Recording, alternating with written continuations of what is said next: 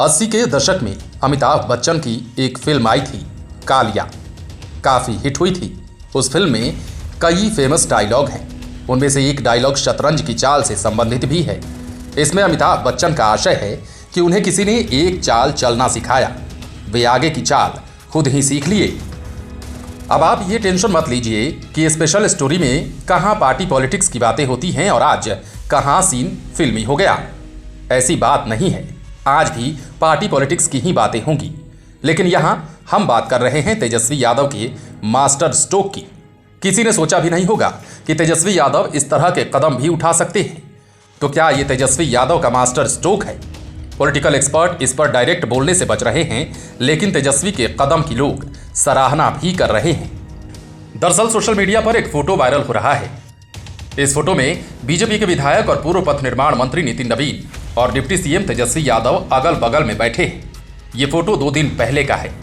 इस फोटो को social media पर काफी लाइक और कमेंट भी मिल रहे हैं। एक यूजर ने तो अपने कमेंट में नितिन नवीन पर तंज भी कसा है। पहले ये बताते हैं कि यूजर गणेश कुमार ने क्या लिखा है। गणेश कुमार ने लिखा है, माननीय जी, बहुत बहुत बधाई आपको शुभ कार्यक्रम के लिए। क्या कोई भी भारतीय जनता पार्टी के नेता आपके शुभ कार्यक्रम में नहीं आए थे?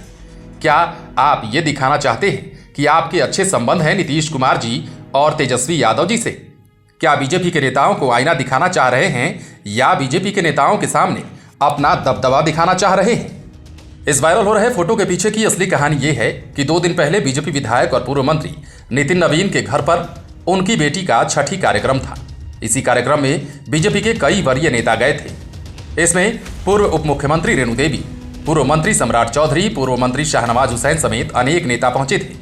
लेकिन सबसे चौंकाने वाली तस्वीर ये थी कि उस कार्यक्रम में मुख्यमंत्री नीतीश कुमार भी पहुंच गए। हालांकि नीतीश कुमार भी इस तरह के कार्यक्रम में सबों के यहां जाते रहे हैं, लेकिन सबसे अधिक यदि किसी ने चौंकाया तो वो हैं तेजस्वी यादव। उस छठी कार्यक्रम में तेजस्वी यादव भी पहुंचे हुए थे और उनके विरोधी के घर इस तरह पहुंचने के बारे में किसी ने कल्पना नहीं की थी। तेजस्वी यादव के इस कदम की लोग जमकर सराहना कर रहे हैं और इसे काफी अच्छा कदम बता रहे हैं। तभी तो बीजेपी विधायक नितिन नवीन ने भी इस फोटो को अपने सोशल मीडिया पर शेयर करते हुए लिखा है, मेरी प्रथम सुपुत्री के छठी कार्यक्रम के शुभ अवसर पर माननीय मुख्यमंत्री नीतीश कुमार जी और उप मुख्यमंत्री श्री तेजस्वी यादव जी का आगमन हुआ और दोनों ने बेटी को शुभ आशीर्वाद देकर हमें अनुग्रहित किया। पॉलिटिकल एक्सपर्ट की माने तो डिप्टी सीएम तेजस्वी यादव का यह सियासी गलियारे में बहुत ही पॉजिटिव मैसेज है। इससे हर बड़े से लेकर छोटे नेता तक को सीखना चाहिए और इसका यह भी मैसेज है कि तेजस्वी राजनीति को असली मुकाम तक पहुंचाना चाहते हैं और वे इस मामले में अपने पिता लालू प्रसाद यादव से भी रिश्ते निभाने में आगे निकल रहे हैं।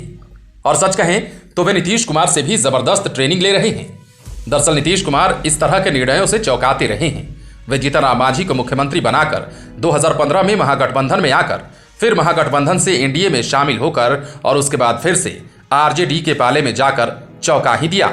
इतना ही नहीं, नीतीश कुमार ने तब भी विरोधियों के साथ ही अपने लोगों को भी हैरत में डाल दिया था जब वे आरजेडी की इफ्तार पार्टी में राबड़ी आवास पहुंच गए थे और फिर लालू जब बीमार पड़े तो उन्हें देखने के लिए अस्पताल में भी जा पहुंचे थे। पॉलिटिकल एक्सपर्ट कहते हैं कि नीतीश कुमार बेशक बिहार में राजनीति के चाणक्य माने जाते हैं और उनका हर कदम नपातुला होता है, हर कदम के मायने होते हैं और अब उन्होंने बीजेपी के खिलाफ देश भर में अभियान भी शुरू कर दिया है। नीतीश कुमार के लिए लालू यादव भी जोरदार ढंग से बैटिंग कर रहे हैं, लेकिन तेजस्वी यादव ने जिस अंदाज में बीजेपी विधायक के घर पर जाने का काम किया उसका अंदाजा खुद नितिन नवीन को भी नहीं होगा। उनके इस कदम से जहां बीजेपी के अंदर खाने में कई नेता स्तब्ध हैं, तो वहीं आरजेडी के लोग भी खुलकर इसके पक्ष में बोल रहे हैं और कह भी रहे हैं कि तेजस्वी यादव की यह पहल नीतीश कुमार का अपडेटेड वर्जन है। पॉलिटिकल एक्सपर्ट तो ये भी कहते हैं कि तेजस्वी यादव ने यह भी मैसेज दिया है कि सियासत अपनी जगह है और संबंध अपनी जगह और इसमें हर किसी को तालमेल बनाकर रखना चाहिए। ऐसा नहीं है कि सियासत के चक्कर में ऐसी दुश्मनी कर लें कि आगे दोस्ती की गुंजाइश ही खत्म हो जाए। आपको याद होगा पिछले ही माह किसी ने पटना एम्स में बेड दिलाने को लेकर किसी मरीज के घर वाले ने ट्वीट किया था। इस ट्वीट को तेजस्वी यादव के ट्विटर अकाउंट से टैग कर दिया था। इस पर चंद मिनट के अंदर ही एक्शन हुआ और मरीज को बेड मिल गया। यह भी जान लीजिए कि तेजस्वी यादव के पास ही स्वास्थ्य विभाग और नगर निकाय विभाग है।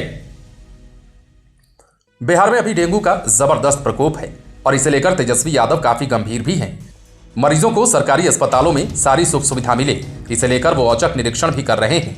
वे नहीं चाहते हैं कि जिसके लिए लगातार वे आवाज उठाते रहे थे और तत्कालीन सरकार को घेरते रहे थे, उन्हीं विभागों की समस्याओं को लेकर अब वे खुद भी घिर जाएं।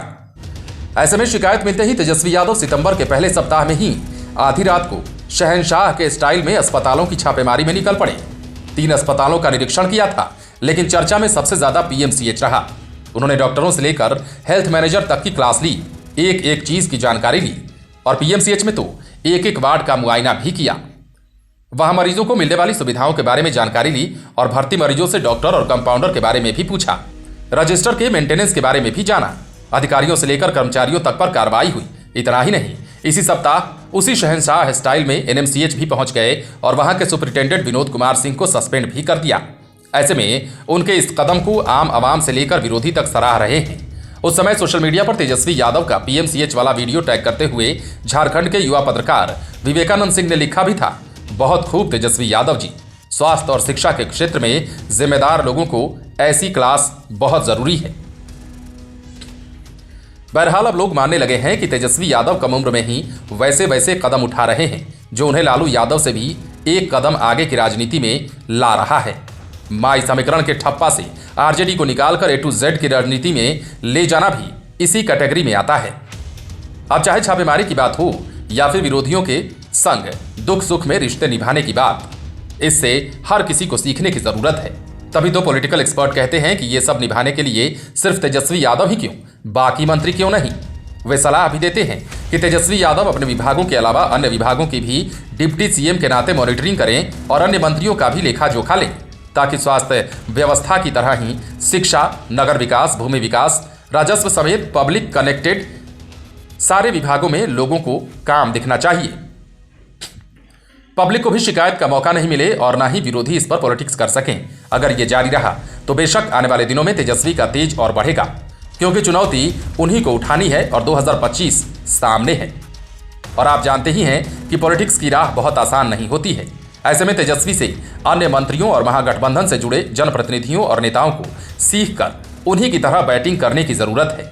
ऐसे में उन्हें बीजेपी नेताओं से भी परहेज नहीं करनी होगी और यही चीज बीजेपी के नेता भी सीख सकते हैं।